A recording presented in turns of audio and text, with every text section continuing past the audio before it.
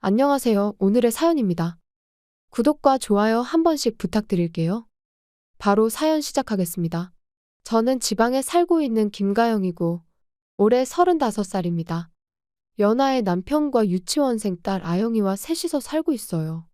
우리가 사는 곳은 나름 입지가 좋은 깨끗한 신축 아파트입니다. 이 아파트에 월세로 들어왔는데 월세는 제 수입으로 해결하고 있어요. 남편은 야근은 거의 없는 회사라 대체로 정시에 퇴근할 수 있습니다. 남자 육아휴직도 가능하고 육아 지원도 잘해주는 회사인데 저와는 소득 차이가 좀 나요. 남편은 이 부분에 대해 어떻게 생각하는지 모르겠지만 저는 남편과의 소득 차이에 대해 신경 쓴 적은 없어요. 왜냐하면 남편은 돈 이상의 일을 해주고 있기 때문이죠. 그건 가사분담과 육아에 매우 적극적으로 협조해주고 있다는 거예요. 매일 딸을 어린이집에 데려다주고 그 이후에도 꼼꼼히 챙겨주죠. 그리고 저녁 준비도 해주고 세탁기 돌려주고요. 제가 야근을 마치고 돌아올 때쯤이면 저녁이 다 차려져 있어 가족이 함께 저녁을 먹습니다. 정말 남편에게 고마울 따름이죠. 그 대신 저는 아침을 담당하고 있어요. 아영의 아침을 챙기다 보니 자연스럽게 우리 가족의 아침을 담당하게 되더라고요. 참고로 청소는 서로가 알아서 척척 치우고 있네요. 이렇게 우리 가족은 하루하루 행복한 삶을 살고 있었어요. 하지만 이 생활에 조금씩 문제가 생기기 시작했어요. 가장 먼저 변화가 나타난 건 남편의 마음가짐이었어요. 우리 부부는 결혼 초에는 아이는 둘을 낳고 싶다는 소망이 있었거든요. 아영이가 3살이 되었을 때 이제 둘째를 갖고 싶어서 임신을 시도했지만 생각처럼 잘 안 되었어요. 아영이를 가질 때는 임신이 바로 됐기 때문에 아무 걱정이 없었는데 1년 가까이 임신을 시도해도 잘 안 되다 보니 조금 지쳐가는 것도 사실이었어요. 게다가 요즘 남편은 저에게 아영이만 있으면 충분하다며 저를 걱정해서 하는 말인지 결혼 초와는 다른 입장을 비췄어요. 물론 아영이만으로도 충분하다고 저도 생각하긴 하지만 그래도 아들이 있었으면 좋겠다는 생각은 계속해서 들었어요. 어쨌거나 둘째를 쉽게 포기하긴 힘들더라고요. 다음 변화는 남편의 야근 횟수가 늘어난 거예요. 야근과 거의 무관한 삶을 살던 남편이 일주일에 2~3번씩 야근을 하게 된 것이죠. 결혼하고 나서 이런 일은 없었어요. 남편이 야근하는 날, 제 퇴근 시간이 맞으면 데리러 갈 수 있지만 기본적으로 야근을 대부분 하는 저로서는 좀 힘들었어요. 아영이에게는 미안하지만 연장 보육으로 기다려야 하는 날이 많아졌어요. 아영이에게 엄마 아빠가 일이 바빠서 미안하다고 최대한 빨리 갈 테니 조금만 기다려 달라고 했더니 딸은 기특하게도 친구들이랑 놀고 있으면 된다고 걱정하지 말라고 대답하더라고요. 괜찮겠지? 싶으면서도 괜히 신경이 쓰여서 너무 힘들었어요. 그리고 왜 이 시기에 남편의 야근이 갑자기 늘어났는지 의아했어요.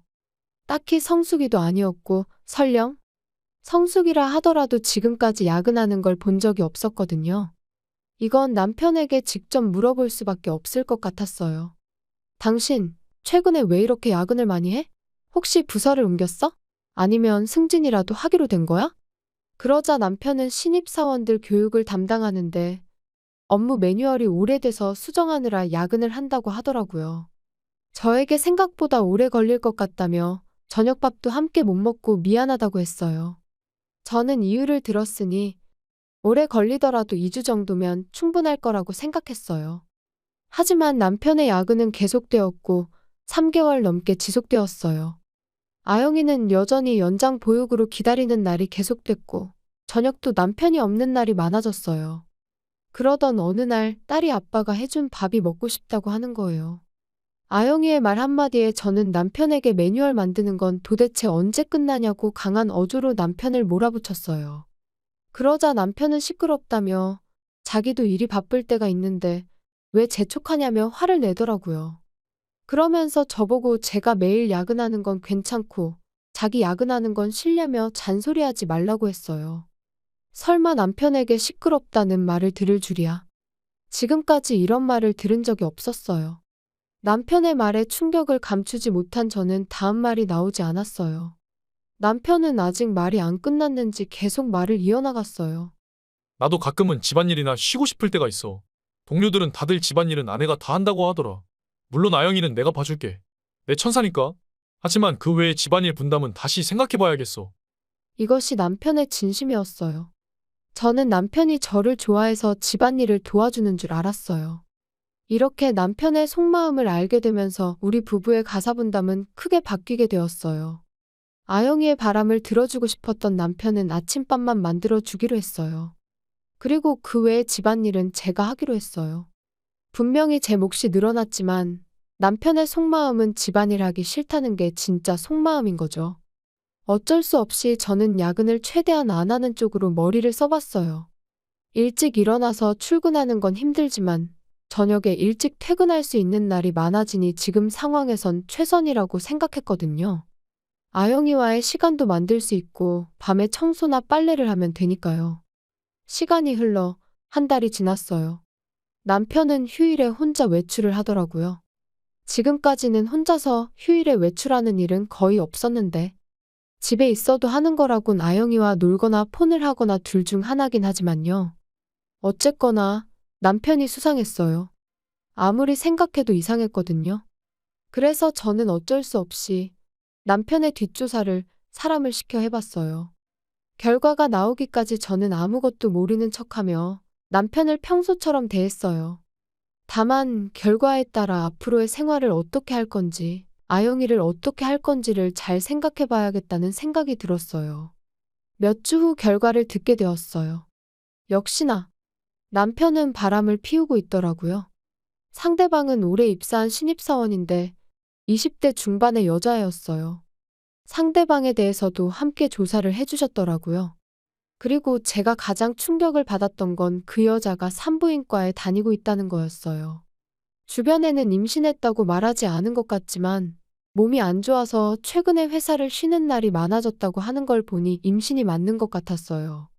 저와는 아이를 안 갖겠다고 했으면서 상간녀를 임신시키다니. 충격 뒤에 찾아온 건 분노가 아닌 허망함이었어요. 그렇다고 아영이를 위해 일상을 무너뜨릴 수는 없었어요. 언제 남편에게 복수를 해야 하나 고민하고 있었는데 공교롭게도 일이 한창 바쁜 시기가 되었어요.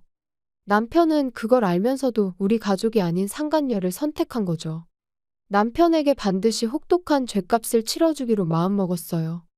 어느 날 바쁘게 일하는 중에 모르는 번호로 전화가 걸려왔어요. 혹시 손님인가 싶어 전화를 받았는데 남편의 상사라고 하더라고요. 저에게 남편이 회사에서 쓰러졌다며 바로 병원으로 와달라고 말하는데 예전 같았으면 바로 병원으로 뛰쳐갔겠지만 지금의 저는 그런 기분이 들지 않았어요. 그래서 저는 병원에 가기 싫으니 그냥 남편에게 죽으라고 전해달라고 했어요.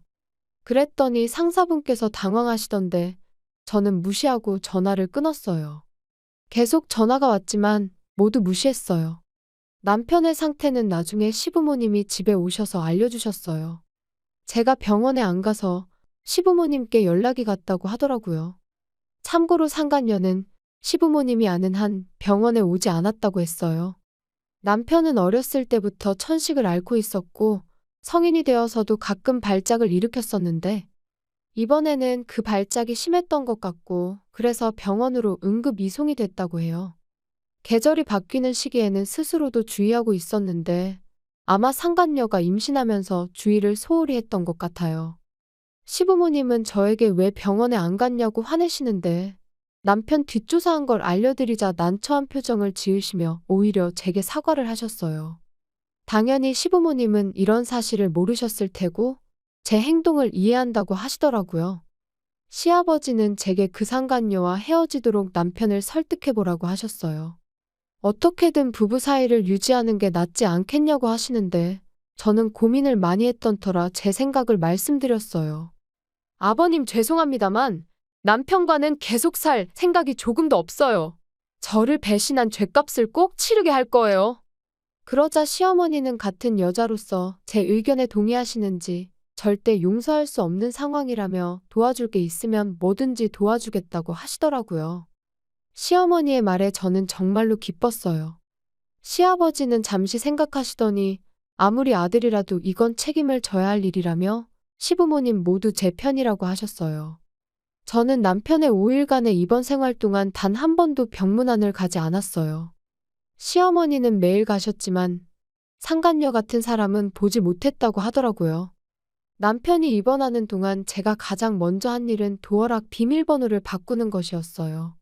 남편이 이 집에 한 발자국도 들어오지 못하게 하고 싶었거든요. 그리고 남편의 개인 소지품은 보관이사를 불러 컨테이너에 보관시켰어요. 침대 등 부피가 큰 것들도 모두 보관시켰고요.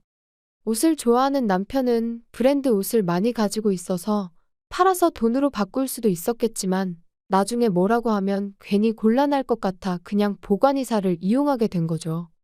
마지막으로 남편이 쓰러졌을 때 연락을 준 남편의 상사에게 연락했어요. 지난번에는 상간녀의 이름만 알려주었기 때문에 무슨 말인지 몰랐을 것 같아서 남편의 바람과 상간녀의 임신에 대해 모두 보고를 했어요. 상사도 상간녀의 컨디션 변화를 눈치채고 있었기 때문에 제 이야기를 전적으로 믿어주는 것 같더라고요. 사내에서 이 일을 어떻게 처리할 건지 의제로 올려두겠다고 했습니다. 남편의 상태는 최근 며칠 동안 점점 더 나빠진 것 같더라고요. 퇴원하면 남편이 어떤 반응을 보일지 기대가 됐어요. 참고로 남편과의 이혼 이야기가 틀어질 경우를 대비해 변호사도 섭외해놨어요. 5일간의 입원 생활을 마치고 남편이 아파트로 돌아왔어요. 하지만 남편은 문을 열 수 없죠. 제가 도어락 비밀번호를 바꿔놨기 때문이죠. 몇 번이나 인터폰을 울리고 밖에서 목소리가 들렸지만 무시했어요. 아영이는 아빠 목소리가 들리는데 괜찮냐고 물어봤지만 저는 이제 아빠 아니라고 말해주며 우리를 버린 사람은 가족도 아니고 아무것도 아니기 때문에 이 집에 들어와선 안 되는 거라고 설명해줬어요. 그렇게 10분이 지나고 20분이 지나도 남편의 목소리는 계속 들려왔어요. 이웃에 민폐를 끼칠 것 같아 어쩔 수 없이 인터폰을 통해 남편에게 말했어요. 비밀번호를 바꿨으니 집에 못 들어올 거고 짐은 보관이사 맡겨놨으니 궁금하면 시어머니한테 물어보라는 말을 해줬어요. 그러자 남편은 집에 들어가게 해달라며 아영이를 보게 해달라고 울부짖는 듯이 말하더라고요. 그 목소리가 얼마나 큰지 더욱이 이웃에 민폐를 끼치게 됐어요.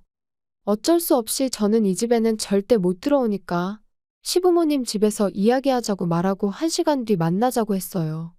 남편도 나름 변명할 기회가 생겼다고 생각한 건지 알겠다고 하더라고요. 그리고 결전의 1시간 후가 되었어요.